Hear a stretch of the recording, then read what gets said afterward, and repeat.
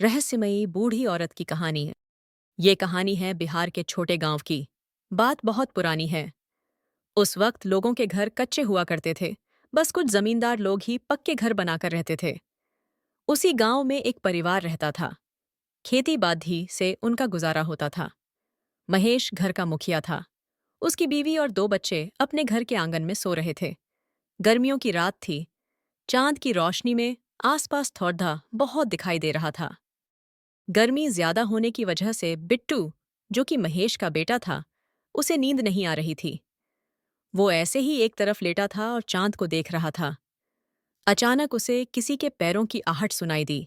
उसे लगा कोई गांव का ही आदमी होगा, लेकिन फिर भी उत्सुकतावश बिट्टू ने दूसरी तरफ नजर घुमाई। उसने देखा एक बूढ़ी औरत जिसकी कमर झुकी हुई थी, हाथ में लकड़ी थी और वह घर की दीवार के पास खड़ी रही थी। जब बिट्टू ने गौर से देखा तो उसका चेहरा झुर्रीदार था। काली आंखें और नाक तोते की तरह लंबी थीं। इतनी गर्मी में भी उसने अपने ऊपर एक चद्दर डाल रखी थी। वो बिट्टू को देखकर ऊंगली से इशारा कर रही थी और कुछ बाड पास रही थी, लेकिन बिट्टू को कुछ समझ नहीं आया। सुबह जब बिट्टू ने ये बात अपने परिवार को बताई तो किसी ने इस बात पर ध्यान नहीं दिया। दूसरी रात बिट्टू डर के मारे सो नहीं पाया, लेकिन आज वो बूढ़ी औरत उसके पास नहीं आई। अगले दिन महेश के पीडी डोसी से भी पता चला कि उनके बच्चे को भी कोई बूढ़ी औरत दिखाई दी थी। कुछ दिनों में ही अक्सर घरों के बच्चों ने उस औरत को देखने की बात कही। मामला बढ़ता देख गांव में पंचायत बुलाई गई।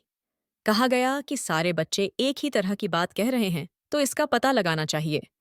फिर ये तय हुआ कि रात में हर घर से एक आदमी अपने घर के बाहर पहरा देगा। जब रात हुई तो सभी लोगों ने घर के बाहर बैठकर पहरा दिया, लेकिन किसी को कुछ नहीं दिखा। बच्चों के दिलों में अभी भी डर बैठा हुआ था।